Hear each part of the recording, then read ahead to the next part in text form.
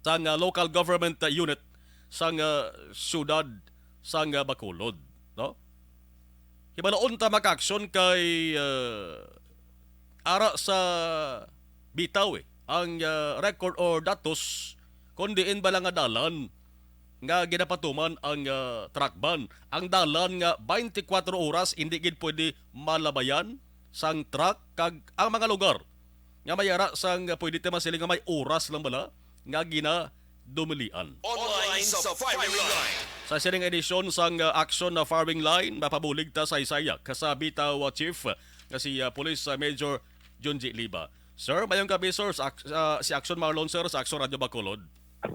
Yes, Action Marlon, good evening. Good evening sa good evening sa imong atag para matisa. Salamat gid sir. Importante ni sir nga may buluan sa mga drivers kag operators sang dalagko nga truck di ba na labi na ini mga baguhan nga nagalabay sa dalan diri sa Bacolod, no? Kung diin bala mga lugar hindi gid pwede agyan sang truck man kaida sa aga sa tubang sang katedral nga simbahan da may taga Negros Oriental nadakpan ay isa nga rason ti way sa makahibalo nga may truck ban gali ang ginapatuman diri sa Bacolod. Now, kung basihan ta sir ang listahan ninyo das bitaw, ano gid bala nga mga dalan diri sa Bacolod ang may ginapatuman nga truck ban Sir Liba sir?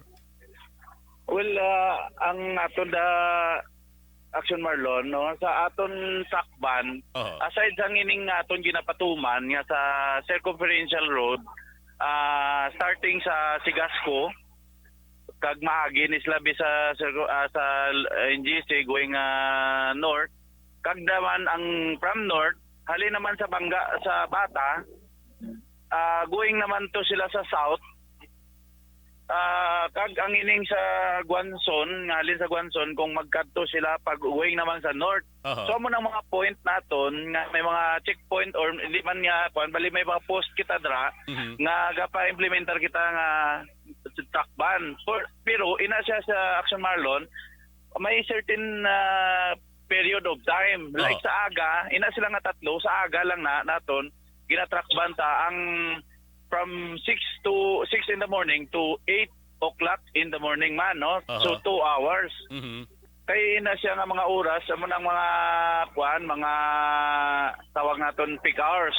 And then sa hapon naman, ma-resume na siya 4 o'clock to 7 o'clock sa gabi. Amo lang na siya nga mga oras, no? Actually, sa Action Marlon, gitagtagan ta na, no? Mga truckers, mga tanan niya, mga naga-drive sang mga trucks, ginatagtagan na sila kay nagahimo kita flyers sa mismo sa point nila. Ginatagaan na sila naton for info. Kabalo na sila. Galing ang may mga bag-o gid man nga medyo na surprise. Tani pero ilan na obligasyon mamangkot-mangkot man.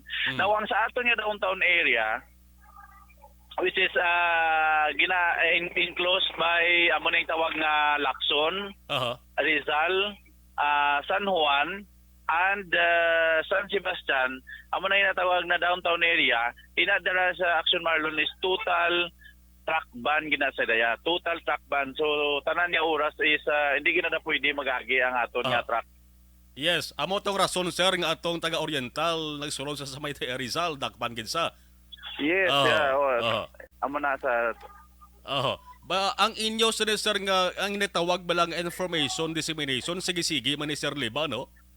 Yes, way kita kulang sa ila pag-disseminate. In fact, every sa aton man bulig man sa mga media o sa inyo, no, gina-announce ko gina siya, gina-emphasize na siya. At the same time, hatag kita sa mga flyers, no, sa mismo sa ila mga drivers. And then third, gabutang kita sa mga signages dira man sa avenue or approach nila nga mga area. So para sila makabasa sila, at least makita nila nga ay mayari nga city ordinance nga nagadumili sa pagsulod naton di sa mo nga certain nga mga time. Okay, sir, may damo gid gipabangkot diyo. Magsiling kita truck, why inis ang ginatawag exemption? Man may ara truck sir nga ang karga essential goods para sa isang bulog kapag kaon? Yes, amo na correct ka Action Mar. Ang sa ginabutang naton sa total truck ban under City Ordinance 542, may ara kita da nga truck ban, may specification ina nga including ang iyang weight, weight kag length sang iyang trucks. Then of course may ara da nga draw mga pila ka exemption na bukabutang manina ginbutang ta man na sa aton flyers. May mga ara da nakalista who are those nga mga exempted, automatic exempted. So ara na da ang mga like emergency, no, mga flammable trucks nga ga-deliver sang mga petroleum, and then damo pa na da, hindi ko malang memorize, pero ay ning aton nga mga perishable goods kaga nga aton nga mga inang mga naganegosyo nga dira sa sulod nga kinahanglan nila mag-deliver, may ara tada gina-allow man Action Mar, gina-exempt man na sila for a certain period of time. Provided ma-comply nila ang minimum weight. Like hindi sila magsobra sa 20 feet ang 20 feet ang length. Kag hindi magsobra sa 8.5 tons. Mo na sang kwan. So kung magsobra ka da, total ka gidya ban. Pero kung under ka dira, hindi ka magsobra sa 20, hindi ka magsobra sa 8.5 nga weight, pwede ka makasulod, but mayara naman nga oras.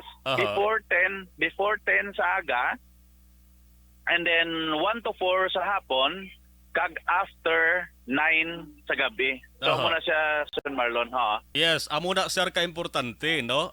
Sa Yes, inyo sa digin panagtag nga mga balasahon or matawag nga flyers, parang at least maihibalogin sila, no? Kung, yes, oo. Action Mar, way ta nagkulang, no? Gitingwaan ta ginaya bisan sa mauti nga mga bagay, no? Tingwaan ta gin print out, gin patpat ko na dira para lang nila mabasahon na nila, kag kung hindi nila maintindihan, pwede gid sila ka pamangkot sa aton opisina. Yes, oo. Sir, may kaugalingon gid nga truck ban team ang bitaw. So far, so asubong may ara kita nga truck ban team gidya. They are in dedicated for truck ban. So amo na mga oras nga ilang nga duty. Okay, may dugang daling question sa akong communication. Pag parking sa may dalan sang circumferential sang truck, pwede ini kuno hindi. Excuse me, Action Mar, ano to? Magparking kuno sang truck sa dalan circumferential, pwede ni sa kuno or magparking? maparking.